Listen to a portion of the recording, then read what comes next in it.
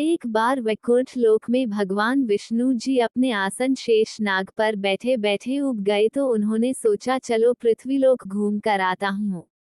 वैसे भी कई साल बीत गए थे धरती पर गए, इसलिए वो फटाफट अपनी यात्रा की तैयारी करने लगे। विष्णु जी को तैयार होता देखकर लक्ष्मी जी उनसे पूछा, आज सुबह सुबह कहाँ जाने की तैयारी हो रही है स्वामी?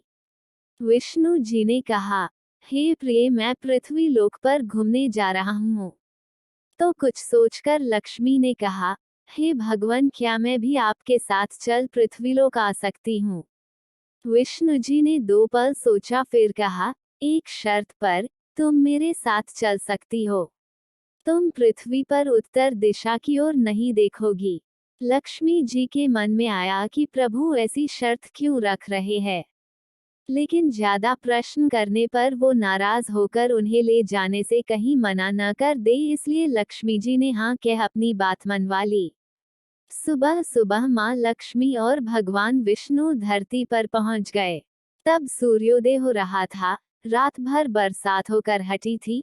चारों ओर हरियाली ही हरियाली थी। उस समय चारों ओर बहुत शांति थी और धरती बहुत ही सुंदर दिख रही थी। सफर के दौरान माँ लक्ष्मी मंत्र मुग्ध होकर धरती को देख रही थी और इन सब में वो भूल गई कि पति को क्या वचन देकर आई है। लक्ष्मी जी चारों ओर देखते देखते कब उत्तर दिशा की ओर देखने लगी पता ही नहीं चला। उत्तर दिशा में माँ लक्ष्मी को एक बहुत ही सुंदर बगीचा नजर आया और उस तरफ से भीनी भीनी खुशबू आ रही थी और बहुत ही सुंदर सुंदर फूल खिले थे। वहाँ एक फूलों का खेत था। माँ लक्ष्मी बिना सोचे समझे उस खेत में चली गई और एक सुंदर सा फूल तोड़ लाई। लेकिन ये क्या, जब माँ लक्ष्मी भगवान विष्णु के पास वापस आई तो भगवान विष्णु की आंखों में आंसू थे। भगवान विष्णु ने माँ लक्ष्मी से कहा, कभी भी किसी से बिना पूछे उसका कुछ भी नहीं लेना चाहिए और किसी को दिया वचन भी नहीं तोड़ना चाहिए। माँ लक्ष्मी को अपनी भूल का पता चला तो उन्होंने भगवान विष्णु से इस भूल की माफी मांगी। भगवान विष्णु ने कहा, माना कि तुम मेरी प्रिय हो, फिर भी तुमने जो भूल की है उसकी सजा तो तुम्हें जरूर मिलेगी। जिस माली के खेत से तुमने बिन पूछे फूल तोड़ा है, जो कि एक प्रकार की चोरी ही है, इसलिए अब तुम 3 साल तक माली के घर नौकर बनकर रहो। उसके बाद मैं तुम्हें बैकुंठ में वापस बुलाऊंगा। माँ लक्ष्मी ने चुपचाप सर झुकाकर हाँ कर दी। उस दिन से माँ लक्ष्मी एक गरीब औरत का रूप धारण करके उस खेत के मालिक के घर गई। घर क्या, एक झोपड़ा था। मालिक का नाम माधव था। घर में माधव की पत्नी, 2 बेटे और 3 बेटियां थी। सभी उस छोटे से खेत में काम करके किसी तरह से गुजारा करते थे।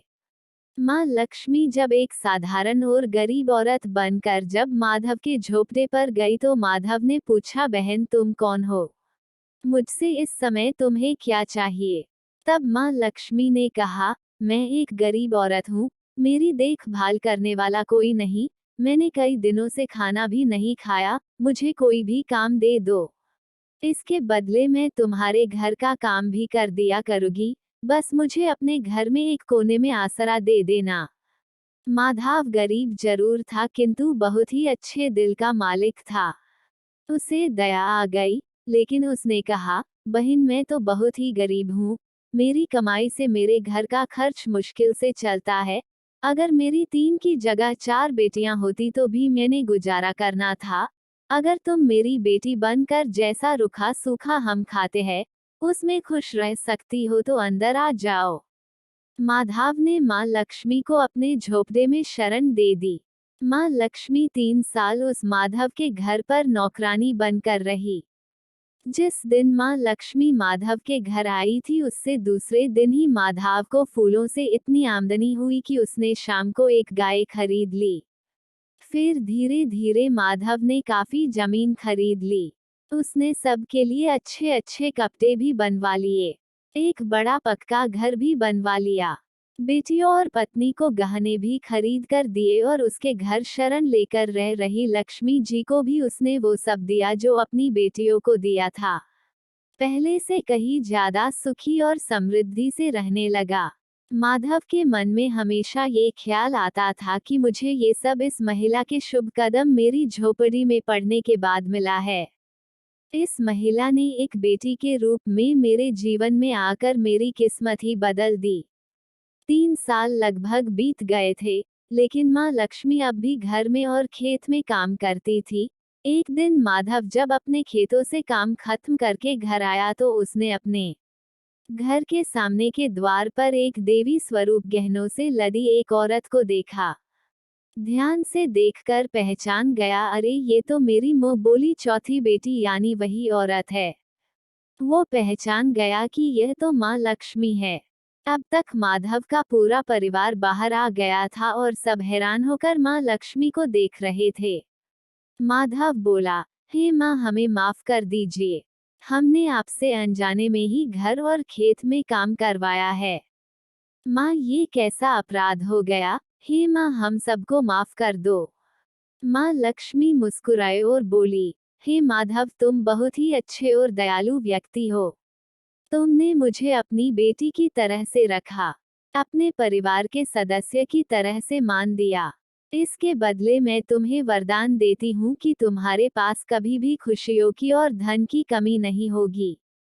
तुम्हें वो सारे सुख मिलेंगे जिसके तुम हकदार हो। फिर माँ अपने स्वामी के द्वारा भेजे रथ में बैठकर वैकुंठ चली गई।